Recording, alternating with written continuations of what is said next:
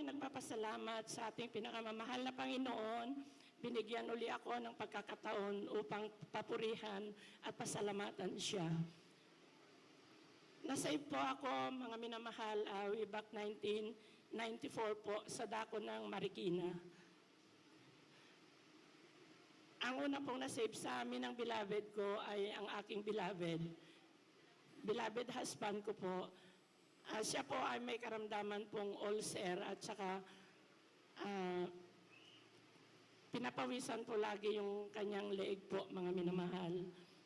8 buwan po akong nag-observe po sa gawain na ito. Sa pag-o-observe ko po, mga minamahal, talagang nandyan po na nagmamatigas po ang aking puso dahil ako po ay isang Katolik po nung araw, mga minamahal. Ngayon po, mga minamahal, sa patuloy kong pag-attend kasama ng aking beloved husband po, tunay nga po, mga minamahal, may nagpapatotoo dito sa ating gawain na related po sa aking buhay. Sa madalit sabi, mga minamahal, doon po na-touch ang aking damdamin. Tapos ang tingin ko po, sa harap po, mga minamahal, nung sabi ng mahal na pastor na lahat ng baguhan lumapit sa harapan. Alam po ninyo, mga minamahal, ang napansin ko po habang ako'y lumalapit sa harapan, parang ulap ang pagtingin ko po doon sa stage po, mga minamahal. Tapos nung mga minamahal, sabi ko, to see is to believe, kasi nasa po ako dito, mga minamahal, wala pa akong karamdaman. So, sa pag-observe ko, mga minamahal, doon ko po nakita, sabi ko, krusada sa Luneta po noon, mga minamahal. Ang aga po namin pumunta ng aking beloved husband po para makita ko kung ano totoo yung sinasabi nilang himala. So, nung araw na yun, mga minamahal, doon po talaga ako umupo sa harap para makita ko kung talagang totoo yung sinasabi nilang nagpapagaling. Totoo nga po, mga minamahal, nung nagpatanggap po ang mahal na pastor, mga minamahal, laking gulat ko po. Namangha po ako sa mga nakita ko habang nasa harap ako. Alam po ninyo, mga minamahal, ang nakita ko po, yung may tungkod doon na baguhan po, mga minamahal, talagang tinaas po niya yung tungkod niya habang umaakyat sa stage, mga minamahal. Meron din po doon nakita ko na nakahiga po doon sa folding bed, mga minamahal. Nung patanggap din po, nagulat po ako, mga minamahal, dahil nakita ko tumayo rin po yung may sakit. Amen. Praise the Lord. Kaya sabi ko, totoo nga. So, nung November 21 po, mga minamahal, nagpabautismo na po ako sa Marikina po. Tapos nung habang nagsasama kami ng beloved husband ko po, mga minamahal, tunay nga po, grabeng hirap po namin nung araw, mga minamahal. Nandyan po, nanganak po ako sa beloved daughter ko po, mga minamahal. 1-year-old po siya noon, mga minamahal. Tunay nga po, kinuha po siya ng mahal na Panginoon. Nagkasakit po siya, mga minamahal, ng ubot sipon lang po. Tapos nung hindi na po makahinga, mga minamahal, pagkaubo niya, 30 minutes na po yun, mga minamahal, na wala na pong hininga. Tunay nga po, mga minamahal, nagpuri po kami mag-asawa.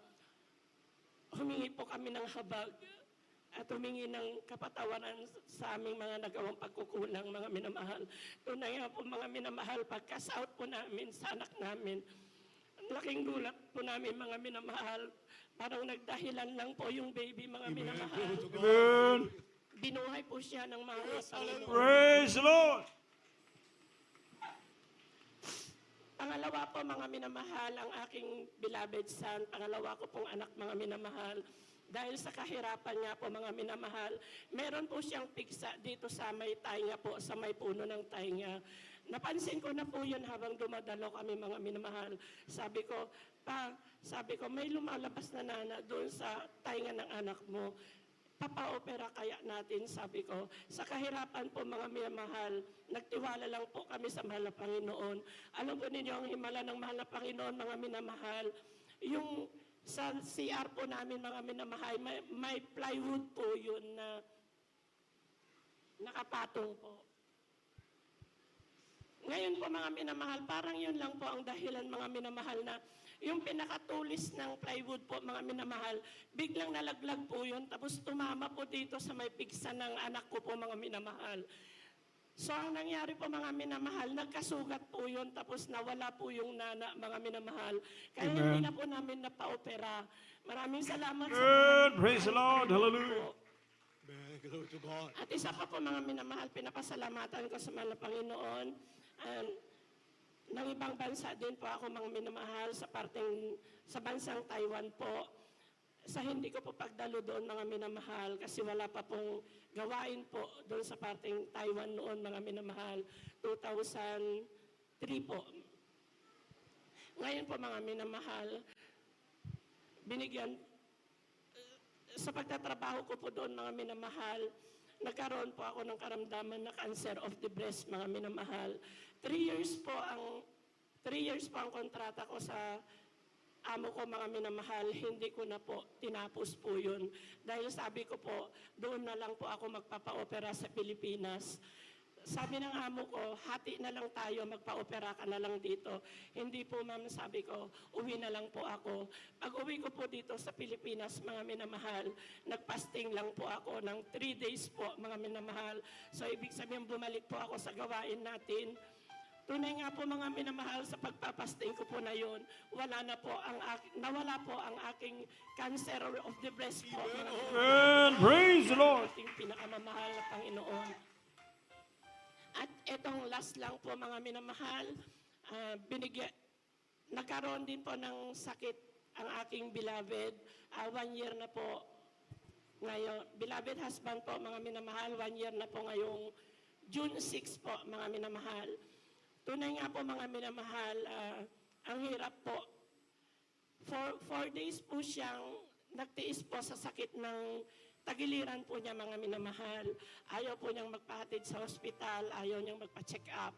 Pero nung umihi na po siya ng dugo mga minamahal, yun po, doon ko po na siya na sabi ko, magpa-check up lang naman tayo, wala namang masama.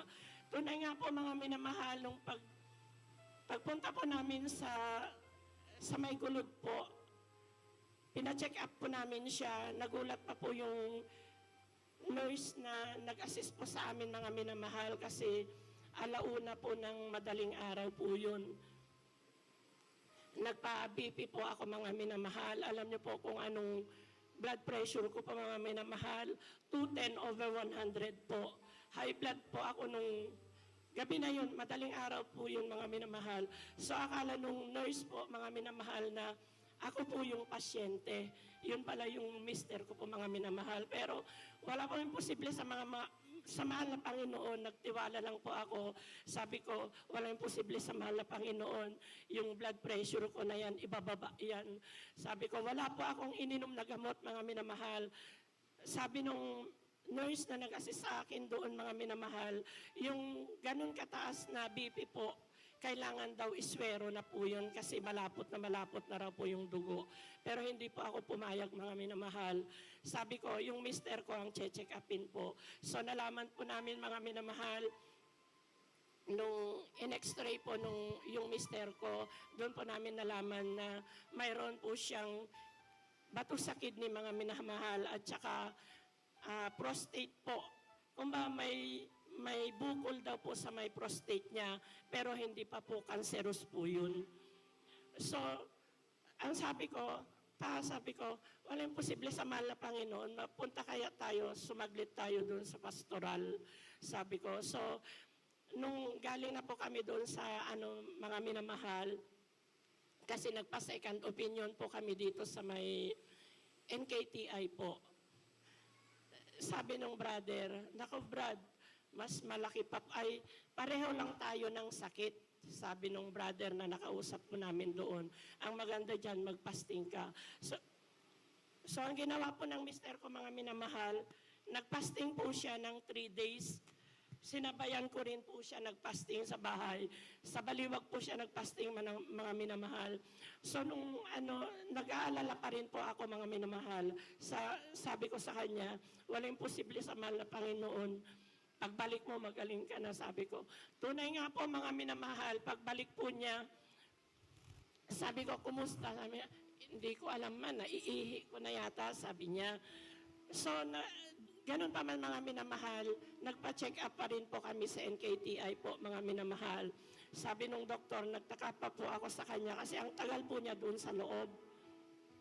In-x-ray uli po siya kung ano yung process nung unang ginawa sa kanya, mga minamahal. Ganun din po ang ginawa. Sabi ng doktor sa kanya, sabi ko, ba't ang tagal niyo pa? Sabi ko, ewan ko, wala naman daw makita. 2 doktor pa yung nag-assist sa kanya sa laboratory, mga minamahal. Wala na raw po yung sakit niya, mga minamahal. Amen. Praise the Lord. Salamat sa mahal na Panginoon, sa kagalingan ng aking mister, mga minamahal. Ganun din po ang aking beloved son, mga minamahal.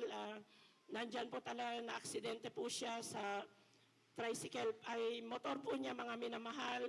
Warak na po yung motor niya, pero pinag-ingatan pa rin po siya ng mahal na Panginoon, mga minamahal. Amen. Hallelujah. Po kami ng kaibigan niya, nasa ospital na po siya.